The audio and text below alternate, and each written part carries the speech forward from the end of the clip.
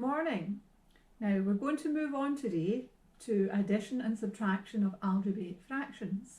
Last day we finished simplifying algebraic fractions. Today, adding and subtracting algebraic fractions. Now we'll begin with some numeric fractions, the same as we always do. Now we have done examples like 3/5 plus 1/5, and when we did that we drew a pizza on the board and we said 3/5 plus 1/5, you would have 4/5 of the pizza. So we've certainly looked at examples of numeric fractions. 4/7 minus 1/7 is equal to 3/7, and that's something you had absolutely no problem with. Now let's move on to looking at algebraic fractions. If we do a second example, 3/t minus 1/t, then these have the same denominator. 1a, the denominator was 5, they're both the same, and in b, the denominator was 7, they had the same denominator, so we could go straight on with the addition or subtraction. So 3/t minus 1/t, same denominator, so it's just 2/t. Let's look at a third one. If we had 2/3 plus 2/7. Now that's different. They do not have the same denominator, so we can add them. And we had to make sure they had the same denominator. And we did that using equivalent fractions. So we had to make the denominator the same. Now we've got 3 and 7. Can I suggest that we take the bigger of them? We take 7, and if we look at stations of the 7 times table, 7, 14. Now 3 doesn't divide into 7, nor does it divide into 14. The next station would be 21, and 3 does divide into that. So that's the one we want. We want the first number that both 3 and 7 divide into. So we're going to change the denominator to 21. Now we're going to take this to the side if we had 2/3, and we're going to change it to 21. Now what we did there was we had a denominator of 3 and we've multiplied it by 7. We've done this in the class lots of times. We've multiplied that by 7, so we have to multiply the numerator by 7. So that would be 14. 2/3 is equal to 14/21. These are equivalent fractions. So instead of writing 2/3, I'm going to write 14/21. Same with 2/7. If I've got 2/7 and I want to change the denominator to 21, there I have multiplied by 3. So I've got to do exactly the same to the top. Multiply by 3, and that gives me 6. 6/21. 2/7 is the same as 6/21. So instead of writing 2/7, I'm going to write 6/21. Now I can add them. 14/21 plus 6/21 is 20/21. So I couldn't add them as they stood. They did not have the same denominator. First task was to make sure that they had the same denominator, and then we could add them. Now let's go on to another example. Let's look at number 4. 7/p plus 2/q. Now here, we certainly can't look at stations of the times table. But look here, what we had 3 and 7. If we multiply these together, we get 21, so we know that that's a common factor. So if we multiply p and q together, we would get pq. So p times q, we know, is pq. So we're going to make the denominator pq. And exactly as we did here, we're going to write it as an equivalent fraction. 7/p, and we have changed it to pq. Now there we multiplied it by q, multiplied the bottom by q, so we've got to multiply the top by q.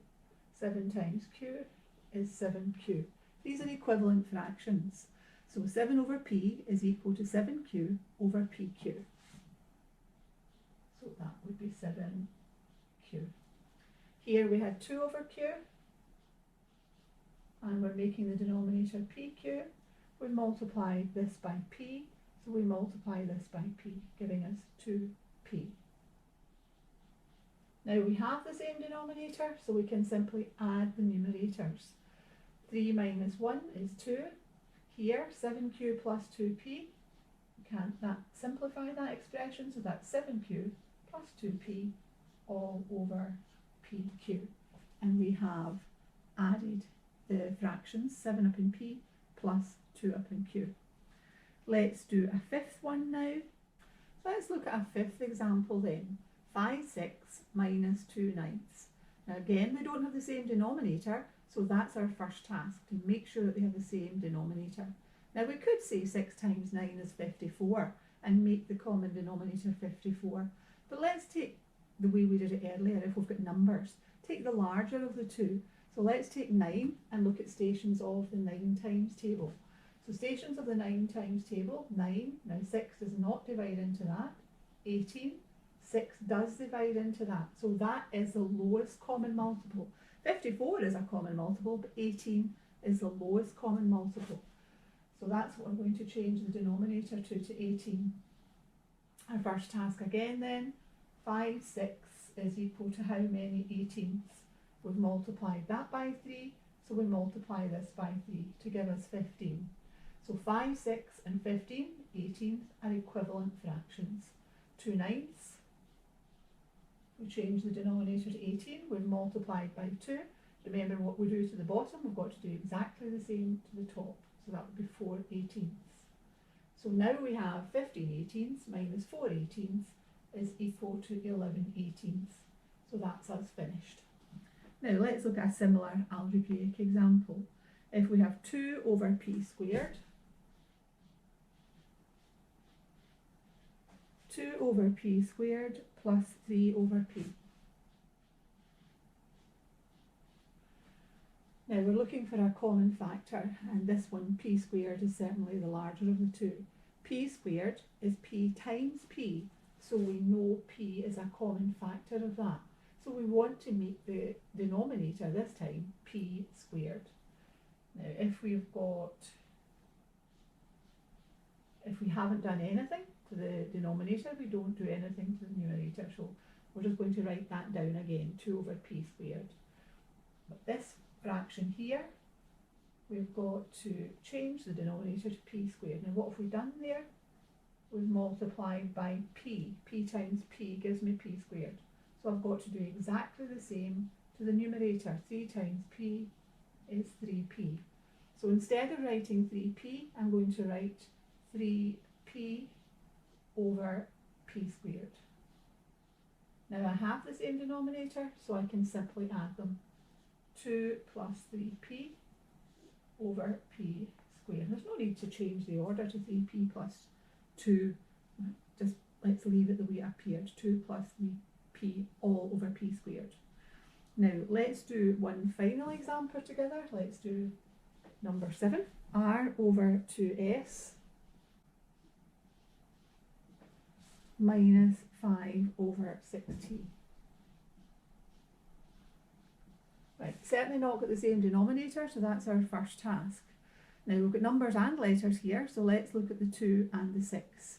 The same as before, let's take our larger number, let's take 6, and the first station is 6. Now 2 does divide into 6, so that is the lowest common multiple for the numbers. Now s and t, would have to multiply these together. So 6st is what we want our denominator to be, 6st. So that's what we're going to do. Change the denominator to 6st. Now we had r over 2s, r over 2s, and we want to change it to the denominator to 6st. So we multiplied by 3t. So we multiply there by 3t. And we've got to multiply the top by the same, so times 3t. So that would be 3 would go at the front, and rt, 3rt. So r over 2s, which we have here, is equivalent to 3rt over 6st. So that's us dealt with that one. Let's look at the next one. 5 over 6t is equal to, and we want to change the denominator this time to 6st. Now what have we multiplied by there? We've multiplied by s. So we want to multiply the top by s. 5 times s is 5s. So instead of 5 over 6t, that would be 5s over 6st. Now that then is equal to, we just have to do our subtraction, 3rt minus 5s all over 6st. Okay, now we worked through 7 examples together. Really important that you look over the video several times. It's very difficult. It's a difficult topic. Now you do page 93, exercise 9.3, numbers 1, 2, 3, 4 and 5. Remember, contact me on Microsoft Teams if you need any help. Important you look over the video. Keep working hard. Well done.